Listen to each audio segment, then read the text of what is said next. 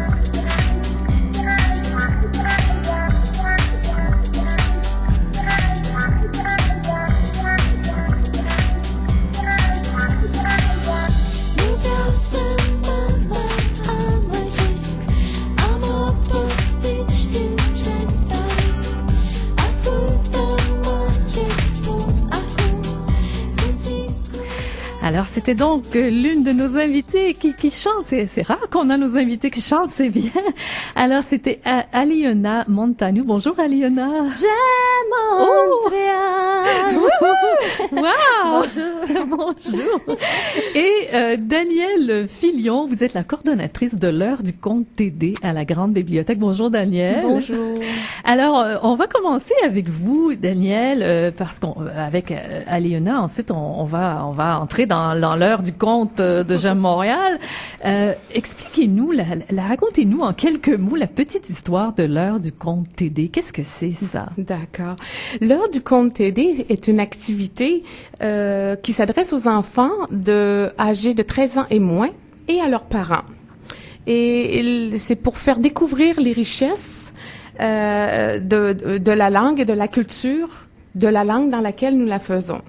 Donc, l'heure du conte TD existe maintenant depuis 2 ans. Oui. Et c'est suite à un partenariat avec Bibliothèque et Archives nationales.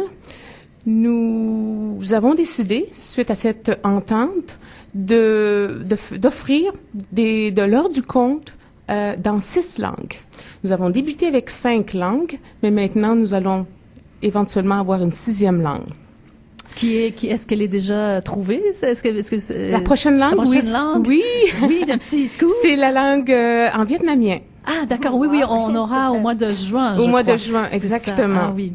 Mais ce mois-ci, nous avons tout le mois d'avril, à tous les dimanches, c'est l'heure du conte TD en roumain. Donc, nous avons Aliona à la Grande Bibliothèque avec nous pour 4 dimanches. Donc, un peu les objectifs finalement de l'heure du conte TD, c'est de promouvoir la lecture auprès des jeunes enfants issus de l'immigration, et aussi de faire un rapprochement avec les communautés culturelles à Montréal. Et donc l'heure du conte, c'est l'occasion aussi de faire découvrir aux participants, tant aux enfants qu'aux adultes, ce que la Grande Bibliothèque offre comme ressources et services. Parce que pendant que les enfants écoutent Aliona ou les autres lecteurs de contes, les parents, ils sont là. Et qu'est-ce qu'ils font, les parents?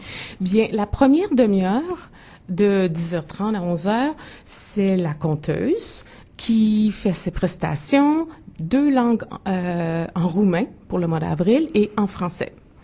Et les parents assistent. Parce que bien souvent, les parents qui sont issus de la communauté roumaine ou arabe ou créole sont aussi intéressés d'entendre les contes dans leur langue maternelle. Oui. Donc, les parents sont aussi heureux de participer à l'événement que les enfants. Donc, la dernière demi-heure, Aliona, elle, fait des activités avec les enfants. Ça peut être du bricolage, ça peut être des chansons, de la danse. C'est elle qui décide un peu ce qu'elle veut faire. Et bien souvent, ce qu'elle fait est relié au thème de ses contes de la journée. Donc, si elle fait des contes sur le courage, l'obéissance, bon, elle va faire peut-être un petit bricolage ou qui va faire il y a un certain lien finalement, avec le thème.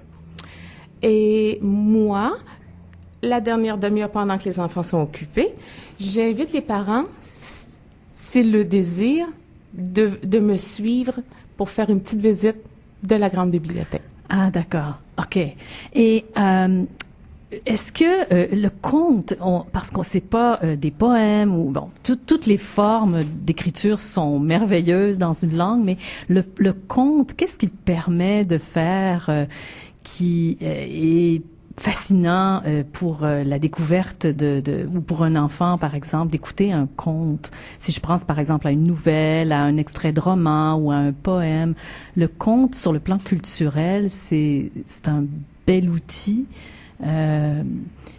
Qu'est-ce que vous diriez? Est-ce que vous comprenez ma question? C'est une bonne question. C'est une bonne question. C'est un outil. Moi, je vois l'heure du conte, les contes dans la langue dans laquelle les parents parlent comme une façon de transmettre la langue et la culture à leur enfant. Parfait. Donc, c'est vraiment l'objectif que l'on a aussi, c'est que ils vivent une expérience tout à fait riche dans le sens que, imaginez, vous parlez une langue autre que l'anglais, le français, vous assistez à un conte dans votre langue maternelle avec votre enfant qui, lui, évidemment, parle le français parce qu'il va à l'école française, en français, mais aussi parle une autre langue à la maison la plupart du temps. Donc, tu te retrouves dans un environnement aussi beau que la Grande Bibliothèque, le théâtre Inimagimo, avec tout le décor que l'on installe. On met beaucoup de beaux livres dans la langue dans laquelle on fait le conte. Et c'est un environnement magique où les enfants, avec leurs parents, vivent une expérience culturelle et linguistique Mais aussi, les parents, ils me disent souvent, pour nous, c'est une façon de s'adapter. Oui. D'attendre le roumain et aussi d'attendre le français. C'est une façon de s'adapter au Québec. J'ai beaucoup aimé ça. Ah, très bien. Mais justement, Aliona, on vient d'entendre votre voix. Et là, on va entendre votre voix avec plusieurs personnages, 3 personnages, je crois. Vous allez nous lire un extrait d'un conte roumain qui s'appelle, je crois, le loup et les 3 petits chevreaux. OK. Alors, on va vous écouter en roumain, puis ensuite, vous allez nous dire, nous, on va écouter l'intonation, on comprendra peut-être pas, mais on va suivre un peu ce qu'on peut. Puis après, vous allez nous expliquer de quoi ça parle, qu'est-ce que c'est ce conte, et qu'est-ce que vous nous avez lu. Alors, on vous écoute. Super. Alors, Capra cu trăiezi de Ion Creangă. Capra atunci, holbând ochii lung prin casă, o cuprinde spaima și rămâne încremenită. Dar ce-a fost aici, copile? Ce să fie, mămucă? Ia, cum te-ai dus dumneata de acasă? N-a trecut tocmai mult și iaca că vine la ușă bătând lupul. Trăiezi, cucuieți, mame ușa descuieți. Și? Întreabă capra. Și fratele meu cel mare, nătânc și neastâmpărat, cum îl știi, fugă la ușă și să deschidă. Și atunci? Întreabă capra. Atunci eu m-am vărât iute în horn și fratele meu cel mijlociu în cerșin, iar cel mare, după cum îți spun, se dă cu nepăsare după ușă și trage zăvorul. Ha, și intră lupul și hop, hop, hop! Vai, ce grozăvie! Nănașul nostru și prietenul nostru lupul. Hai că-i arăt eu. Voilà. Merci. Écoutez, le roumain, c'est une langue romane orientale, mais il y a vraiment pas de mots qu'on peut saisir. D'abord, il y avait combien de personnages? Il y avait 3 personnages, mais j'étais moi la conteuse quand j'ai parlé avec ma voix, c'était moi. Oui. Il y avait la maman chèvre, aussi le tout petit chevreau et aussi bien sûr le loup. OK. Et qu'est-ce qui se passait dans ce que vous nous avez lu? Mais c'est la partie quand maman arrive à la maison, il découvre que la porte est ouverte et ses enfants sont pas là. C'est juste le petit qui est bien caché, qui est tout en tremblant et avec du peur. Il lui dit, le loup, il a mangé tous les autres frères. Et maman dit, bon, c'est terrible, mais j'ai la solution. Et ensuite, on va découvrir la solution. Est-ce que c'est un conte traditionnel? C'est un conte, mais c'est un conte, ici, on le connaît, c'est le frère Grimm, c'est le loup et les 7 petits chevreaux. Mais en Roumanie, c'est la maman chèvre avec les 3 petits chevreaux par Ion Creangă. Ion Creangă, c'est un écrivain très très très connu roumain qui a écrit des contes pour les enfants. Et moi, j'étais sûre en Roumanie que c'est une conte roumaine. Mais finalement, quand je suis venue au Québec, j'ai dit bon, finalement, c'est un conte traditionnel, c'est un conte international partout dans le monde. Mais il y a des petites différences. Ah, d'accord. Et est-ce que ça finit avec une morale?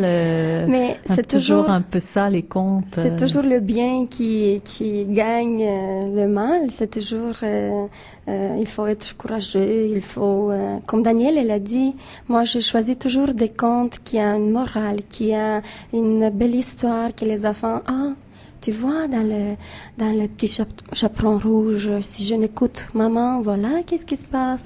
Alors, il faut bien écouter les parents, il faut bien écouter. Oui, c'est ça.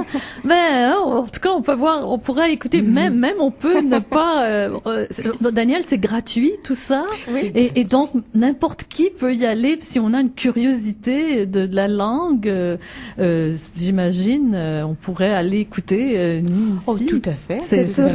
C'est sur réservation quand même. Oui, c'est toujours mieux de réserver afin de s'assurer d'avoir une place. OK. Ben, en tout cas, c'est très intéressant d'entendre la langue roumaine. Tu comprends déjà le roumain? Ah oui.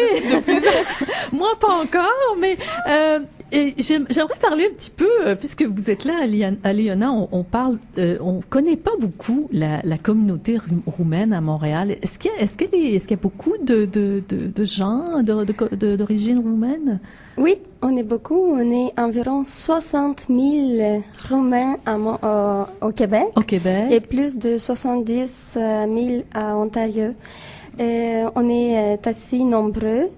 Et je suis tellement contente que je viens. Je suis d'origine roumaine. On a une culture formidable. Et aussi, vous m'avez demandé dans le petit courriel de notre nourriture. Ah, ok, c'est bon. Qu'est-ce qu'il y a de spécial? Qu'est-ce que vous pouvez nous dire sur la nourriture? Par exemple, sarmale, c'est cigare au chou. Ouais. C'est assez très très très connu en Roumanie. Et en général, la cuisine roumaine est tout simplement appétissante. OK. Donc, le cigare au chou, c'est un bon... On a cigare au chou, on a aussi, je vais le dire en roumain, on a mititei, toba, ardei în fluț, zacuscă, tochitur. Ça, c'est des mets... est-ce qu'il y a des aliments précis que vous utilisez? Vous avez parlé du chou. Nous, on croit beaucoup, on mange beaucoup de viande. De viande. Je sais, il y a aussi beaucoup qui sont végétariens, mais on croit vraiment... Quel type de viande? Porc, poulet et aussi poisson. On aime beaucoup, beaucoup de poisson. Et c'est pas tout à fait... mais souvent, la cuisine roumaine, elle est critiquée pour l'ignorance des principes d'une nutrition saine, puisqu'on emploie largement de la matière grasse. Mais comme je dis, elle est tellement appétissante. Est-ce que nous, à Montréal, est-ce qu'il y a des restaurants roumains à Montréal? Je peux vous dire qu'il y a un magasin il est très très très bon et il s'appelle Bucarest. Ouais. Et ce restaurant, on le trouve sur 4670 boulevard de Cari. C'est facile à retenir, c'est la capitale de la Roumanie, Bucarest. Bucarest, oui. Et là, on peut trouver il y a de la nourriture déjà préparée, prêt à chauffer et à manger, et aussi des éléments d'aliments roumains à Bucarest. Et il y avait un restaurant avant roumain, rustique, sur Decari et Sherbrooke, mais malheureusement maintenant ils ont déménagé. J'ai fait des recherches, mais vous n'avez pas trouvé où? J'ai pas trouvé encore. J'ai attendu que c'est à Laval, mais une autre vendredi, si vous me dites, je viens avec des détails. Mais j'aimerais dire qu'on est vraiment une communauté grande et qu'est-ce que j'aime, que la plupart sont des gens qui ont fait des études, qui ont des universités, des diplômes, des maîtrises, des doctorats. C'est une communauté assez sage, je pourrais dire. Oui. On a aussi l'association culturelle moldave.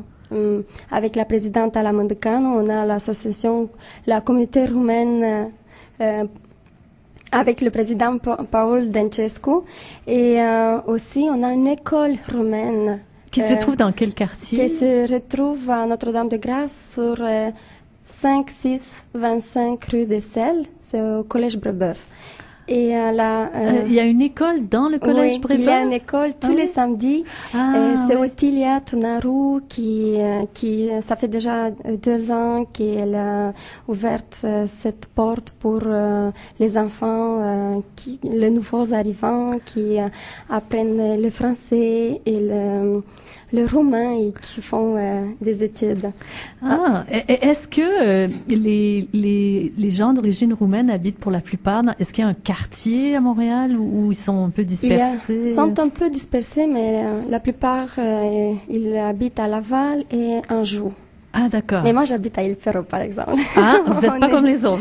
Non, on n'est pas comme les Italiens, par exemple, qui sont Oui, tous, d'accord. on est un peu partout. Un peu partout. C'est vraiment une très bonne idée. Bon, premièrement, c'est intéressant de découvrir un peu votre culture et votre langue, Aliona.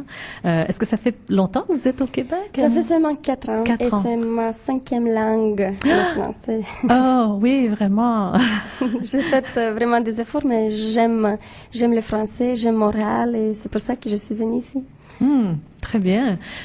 Daniel, c'est vraiment intéressant ce programme. Et puis, en même temps, justement, on peut découvrir la culture d'un pays. Et Aliona, vous êtes toutes... vous chantez, vous dansez, vous chantez, vous... Mais je m'excuse, Daniel, je te donne la parole dans 30 secondes. Mais c'est pour ça que j'aime l'heure du conte, parce que... Premièrement, j'adore les enfants et aussi, je peux utiliser toutes mes aptitudes. Je danse avec les élèves, je chante, j'ai les marionnettes aussi. Parfois, quand je fais la lecture, je lis le conte et il y a une marionnette. Ah, bonjour, et moi je suis Pierre. Ah, bonjour Pierre, mais bienvenue. Alors, je suis polyvalente et j'aime ça. Daniel, je te laisse la parole. Allez-y, Daniel, est-ce que vous avez quelque chose à ajouter? Vous voyez, ça donne une image un peu des conteurs et des conteuses que l'on a à la Grande Bibliothèque. En fait, ce sont des passionnés de la littérature, de l'écriture, du théâtre. Ce sont des gens qui, en plus, adorent les enfants. Ouais. Donc, c'est des enfants qui veulent transmettre cet amour de la littérature aux enfants. Et parce que finalement, l'objectif vraiment de l'heure du conte, c'est d'introduire le plus possible les enfants issus de l'immigration à la lecture, que ce soit la lecture en roumain ou en créole ou en arabe et en français. Parce qu'il faut pas oublier qu'à la Grande Bibliothèque, nous avons la collection multilingue. Oui, exactement. Donc, maintenant, 6 langues. Donc, les enfants peuvent, ainsi que leurs parents, peuvent emprunter les livres à la Grande Bibliothèque dans la langue du conte du mois. Donc, quand c'est le mois roumain, les enfants peuvent avoir accès à tous les livres en roumain de la collection pour enfants. Et quand c'est l'heure du conte en espagnol, c'est la même chose. Oui, Il y a, donc, on a une grande collection, 6 langues à la Grande Bibliothèque. Puis l'objectif, c'est vraiment aussi qu'ils découvrent les ressources que l'on a à la Grande Bibliothèque et ainsi que les services. Alors, c'est ça qui est intéressant aussi, ça fonctionne par mois. Oui. Alors, le mois d'avril, c'est le dimanche de 10h30 à 11h30. Donc, il nous reste là le 7, c'est fini. Hein, Liona, vous l'avez déjà fait. Il reste le 14, le 21 et le 28 avril. Donc, c'est le mois avril, c'est le mois du roumain. Oui. Mais on est dans le créole haïtien. Donc, les dimanches de mai, toujours le matin de 10h30 à 11h30. Juin, c'est vietnamien, pardon? Oui. Excusez-moi, mais juste pour rectifier, c'est l'heure du conte en créole haïtien se fait à 14 heures, de 15 heures à 16 heures, excusez-moi. C'est le seul. Ah, oui, oui, on oui, a dû ajuster pour la communauté. Donc, c'est aussi, nous, on est en contact avec la communauté pour s'assurer, est-ce que l'heure convient bien à Tout la à communauté? Donc, au tout début, on l'avait fait vers 11h30, on a fait un petit sondage auprès de la communauté, on s'est rendu compte que 15 heures, ce serait préférable. Parfait. Parce que ces gens-là vont à la messe ou pour différentes raisons familiales. Et Donc, est-ce que donc le mois de juin, donc ça va Oui. être vietnamien. Est-ce que pendant l'été ça continue? Non. Non. Ah, Bien, ça reprend à l'automne. Oui. Et parfait. Oui. Et ben écoutez, c'est vraiment. J'ai envie de vous demander. Ben, je vais vous dire d'abord de vous dire merci en français, mais comme je sais pas c'est quoi en roumain, Aliona, j'ai envie de vous demander de nous dire merci en roumain puis au revoir en roumain, c'est quoi? Mais on dit merci aussi. Et Ah oui? aussi on dit mulțumesc. Mulțumesc. Et au revoir, on dit la revedere. Ah, ça fait comme arrivederci. La revedere comme italien. Ah ouais. Mais trois petites choses petites juste choses, vite, vite. Oui. parce que j'ai annoncé toute la communauté que je veux parler, alors je veux pas oublier personne. Comme je dis, les autres associations, je veux aussi parler de l'association Rocade, c'est Simona Hodoș qui amène des spectacles roumains à Montréal. On a les journaux Pagini Românești, Accent, Impact, Zigzag. Vous en avez beaucoup? Oui. Ah, oui. Et aussi une télévision K2 TV Ro Montréal, et le réalisateur, c'est Nicolai Lavric. C'est tout. Merci, Aliona. Et un petit dernier mot avec Daniel. Un petit dernier mot. 2 choses. Évidemment, on invite les auditeurs, auditrices de venir nous rencontrer à la Grande Bibliothèque tout le mois d'avril, le mois de mai et le mois de juin, et tous les autres mois. Vérifier le calendrier des activités culturelles. Il y a beaucoup d'activités pour la famille. Et de plus, une petite chose, il y a le camp de jour pour les enfants de 8 à 12 ans. Donc, encore une fois, je vous invite à consulter le portail de la Grande Bibliothèque pour pouvoir en connaître davantage. Et c'est banq.qc.ca. Excellent. Merci beaucoup. Merci. Merci. Mulțumesc. Oui. Bye bye. La revedere.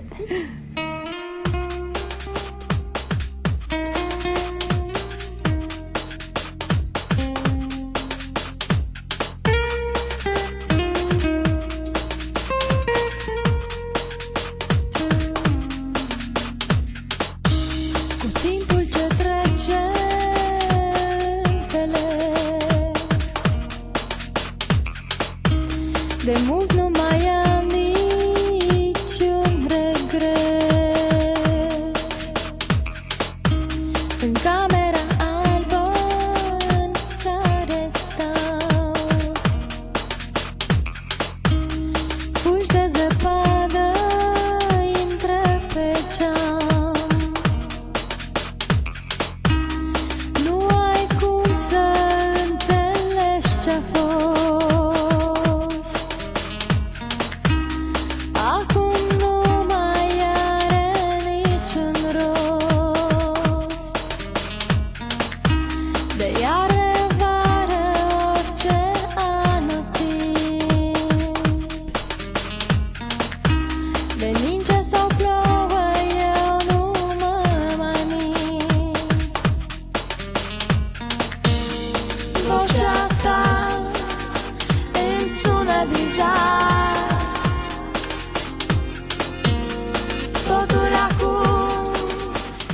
Alors, sur ces paroles de Aliona, on doit finir déjà l'émission et l'émission s'achève. Si vous voulez nous écrire vos commentaires, suggérer des sujets ou des invités, écrivez-nous à j'aime-montréal@cibl1015.com.